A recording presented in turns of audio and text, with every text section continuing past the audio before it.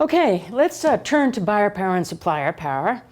You know, as I mentioned earlier, buyers shape the revenue structure of the industry and suppliers shape the cost structure of the industry, with the industry sort of sitting between them there. So the first step, of course, is to identify who those immediate buyers and suppliers are. What's accounting for the revenue structure of the industry? Those are the buyers. And then what's accounting for the cost structure of the industry? Those are the suppliers. Now, one of the things that we've learned in the last years since Mike Porter originally developed this framework is that there's real symmetry here in what drives buyer power and supplier power. In each instance, what we're doing is looking over a market boundary, such as between the motorcycle companies and the dealers, or between the motorcycle companies on the supply side and the providers of their components, like the tires and so on. And we're asking, at the point at which the transactions are committed, the revenue is committed, or the cost structure is committed, who cares more about price, who has a greater price sensitivity, and who has more bargaining strength?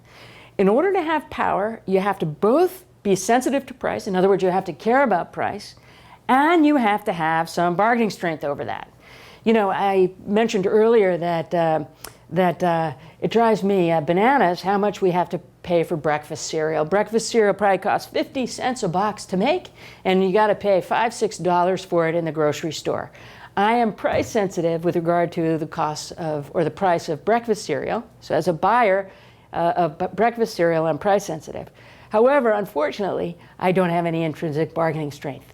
If I go into the grocery store and demand that they lower the price of breakfast cereal, or I'm going to refuse to buy it, I don't really get anywhere except for maybe a few funny looks and ultimately kicked out of the store, right? I don't have any bargaining strength. My only option is really just not to buy this stuff, or to turn to some other alternative for getting my hands on that breakfast cereal, like maybe buying it from a bulk manufacturer, trying to go direct, or make it myself, none of which are alternatives that are attractive to me. So I'm stuck. I've got to pay the same $4 or $5 that everybody else pays to get a box of breakfast cereal if I want to have it at all.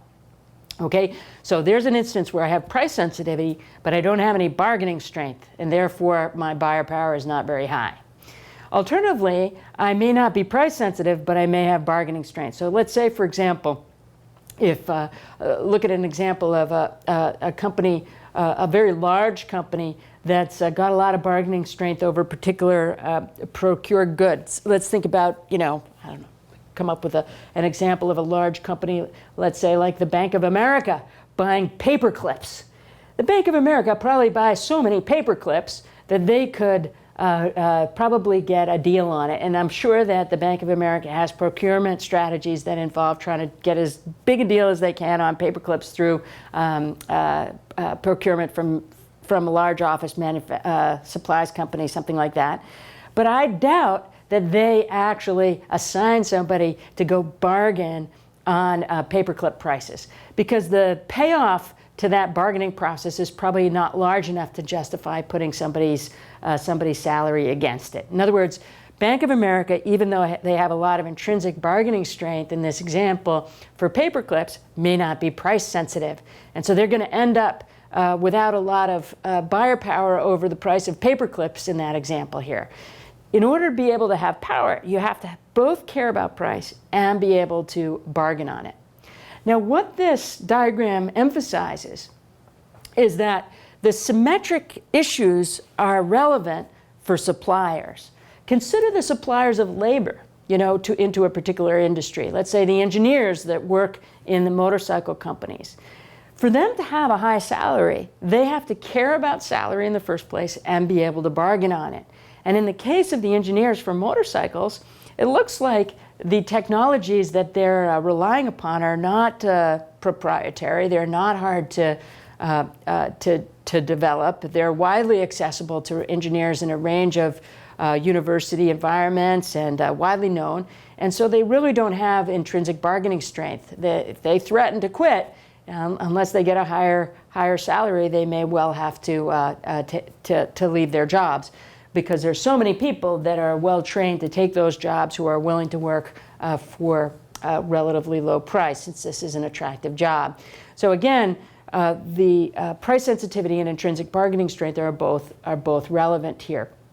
Now, Mike Porter gives us lists of factors that will shape price sensitivity and bargaining strength, either on the buyer side and the supplier side. And I'm going to get into those lists in just a moment here. But I want to offer one more idea, which is that those lists, in my opinion, are not comprehensive. You can think of things that are not on his list of price sensitivity and bargaining strength that would be relevant today that perhaps weren't relevant back in the late 1970s when he was initially developing the framework. Nonetheless, his crucial insight, which is that it's price sensitivity and bargaining strength that shape power, that insight is, it still holds here, and it's quite important here in my view. Okay? Now, to further clarify the symmetry here between buyer power and supplier power, let me just ask you to think with me through one example here.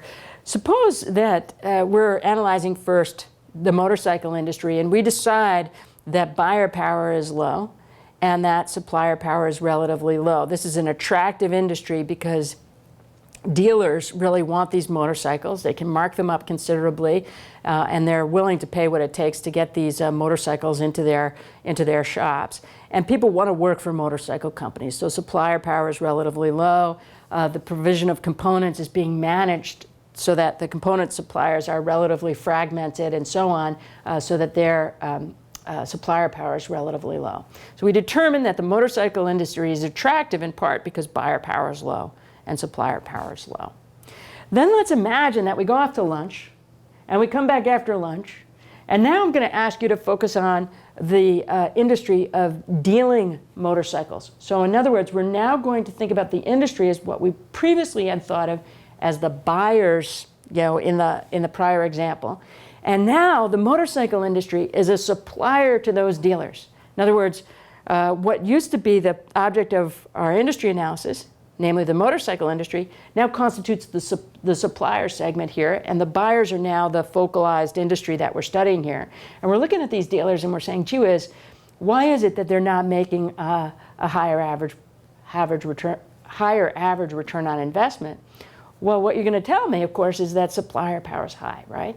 We're looking across that same industry boundary, and we're saying, okay, for the same reasons that this morning the buyer power was low, the dealers didn't have much power here.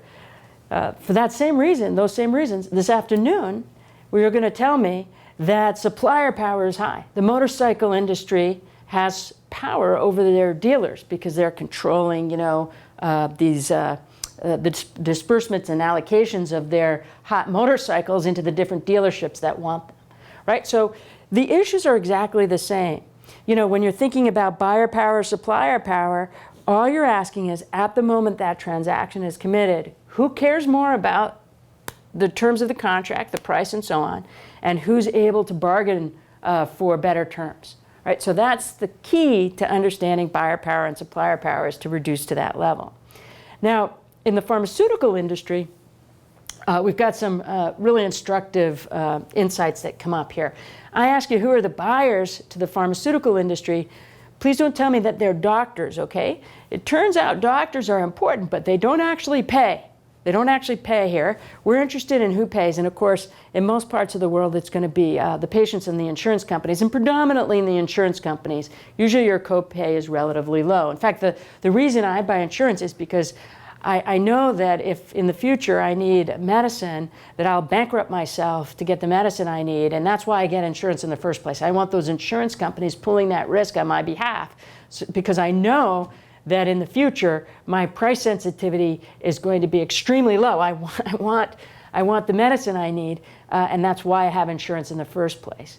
Now, it's going to turn out that price sensitivity, even for insurance company, is low because, as a matter of medical ethics, the doctor is not thinking about the cost of medicine when the prescription is being issued. Doctors subscribe to a code of ethics that says, I'm going to prescribe my best medicine, the best medicine available to my patients, and not really be making that judgment. I'm not going to make a judgment as to whether or not it's worth it to have the best medicine for this patient. That's not what I do. What I do is prescribe what's appropriate medically for my patients here. Price sensitivity, the decision maker here is the doctor, and that person is separated from the insurance company. The intrinsic bargaining strength of these insurance companies historically has also been low.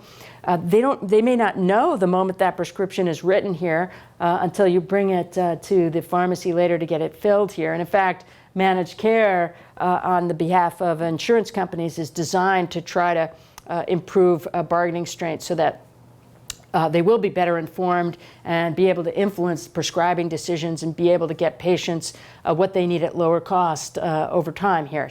But still, bargaining strength and price sensitivity are structurally low in the pharmaceutical industry even today. Let's turn now to the bargaining power of suppliers in this example. Suppose you're the top person in the class graduating from Princeton University in biochemistry, and you're looking for a job. Most scientists that are qualified to work as researchers in pharmaceutical companies are motivated by concerns other than wealth. They're interested in being on the best team in the discipline that they have studied in. So they will take a job, even if it's not highest paying, in order to be on a bench with the potential to come up with a breakthrough medicine here. Those scientists also have few alternative careers that are attractive, and they're engaged by the prestige that's associated with being in these accomplished groups and so on. So that is what's contributing to relatively low bargaining power among suppliers in this context. The lists that we get in that 2008 reissue of the original 1979 article give us a list of things that might drive price sensitivity, such as, let's say, you're buying something that's a big portion of your total budget. The thing you're buying, paper clips, if it's a low portion of your total budget, you don't care so much about the price, but if it's a big portion of your total budget, then you might well care about price here. When Bank of America buys computers, for example, they may dedicate somebody to that negotiation in order to be able to enact their price sensitivity. When you're buying something that's differentiated, you tend to be pretty price insensitive. So for example, when I'm buying toys at Christmas time for the children in my life, I want the hot toy and I'll pay what it takes in order to get that Tickle Me Elmo doll. I'm not going to chintz on the price on that, given the importance of it to me emotionally here. And in general, whenever I'm buying something that's differentiated and unique, I'll be less price sensitive.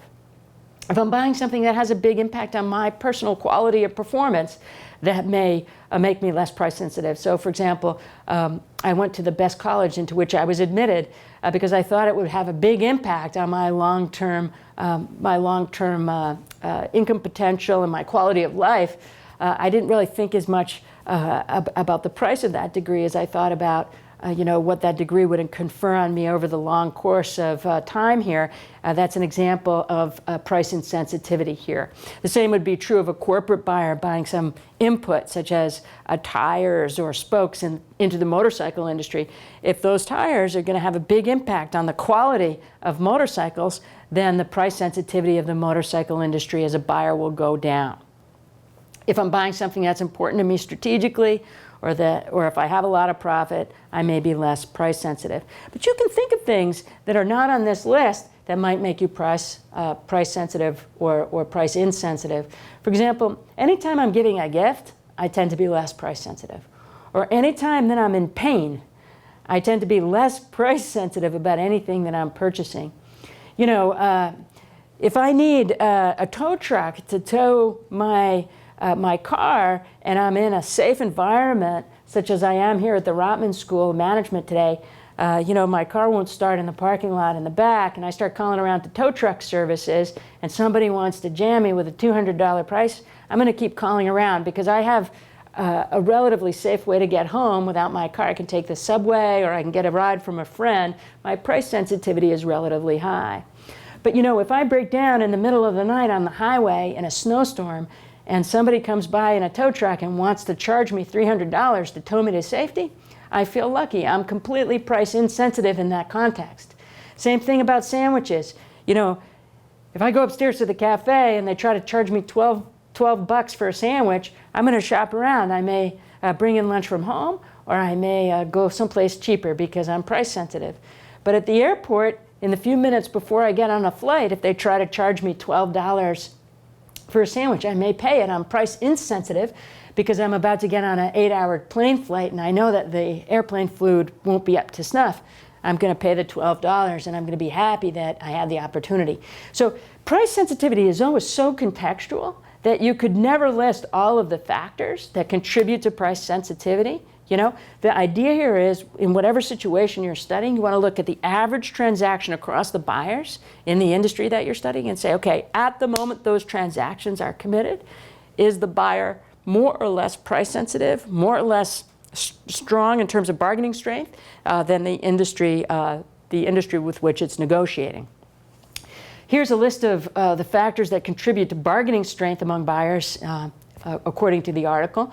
You know, a buyer concentration means that there's relatively few buyers, they're buying in volume. Those two things, if there's few buyers and they're buying in volume, they're going to have bargaining strength. If switching costs are low, they'll have bargaining strength. So I can buy paper clips from you or you or you, I don't care. That's going to give me strength because it's easy for me to switch here. But if switching costs are high, even if they're perceived as high, then that's going to reduce my bargaining strength. And perceptions matter a lot. Think of, for example, your browser on your computer. How frequently do you switch that? Probably not so much. But it's pretty easy to switch. Why don't you do that? Well, maybe it's because you perceive that all browsers are the same, and so you stick with the one you have, or you're accustomed to it, or who wants to spend the time to learn another browser? That's an example of high switching costs, even though kind of in a technical sense, switching costs are relatively low. So what matters is the experience of the buyers, the experience on both sides of that transaction. If I have or perceive a lot of alternatives to paper clips, then that will give me a bargaining strength, such as if I think we can staple stuff or we can get rid of paper altogether, that's going to give me bargaining strength. If I have a lot of information about how to make my own paper clips, or I can do it myself through a thread of backward integration, that's going to give me bargaining strength. Okay, you can think of things that are not on this list that could give you bargaining strength as a buyer, such as you're a prestige buyer. You can go to the paperclip industry as Bank of America, and you can say, you can advertise your paper clips as being used by the best financial institution in the world. Or you can envision that somebody has bargaining strength if they're very innovative. Let me give you a better example. Let's suppose that you're selling, let's say, software into a buying company that's going to use that software to do something enormously innovative, such as using, let's say, analytics to come up with a new set of algorithms for credit scoring, for example, for issuing loans from a bank. You may be able to learn something as the provider of these analytics services through interacting with this particular buyer, this bank in this example. You may be able to learn something about credit scoring that will allow you to improve your analytics and your big data strategy, and that may give that buyer power over you, because of the potential for forward innovation. Bottom line, you want to look at whatever is driving the decisions at the time at which transactions are being committed between buyers and suppliers over that price in the contractual terms. The same thing is true on the supply side. Here's the list that comes up in the article of what shapes supplier power. Same kinds of things. In the article, Porter doesn't separate price sensitivity from bargaining strength, but you can see right here that it would be easy to do that. We're interested in the supplier's price sensitivity. Do the workers care about their wages? Do the suppliers of components, the suppliers of heavy equipment, the suppliers of land, are they thinking about the price and alternative use at the moment at which that transaction is committed? Are they price sensitive? Do they have bargaining strength because their skills or their resources are unique? That's what's going to drive supplier power. The issues are exactly the same as on on the buyer side.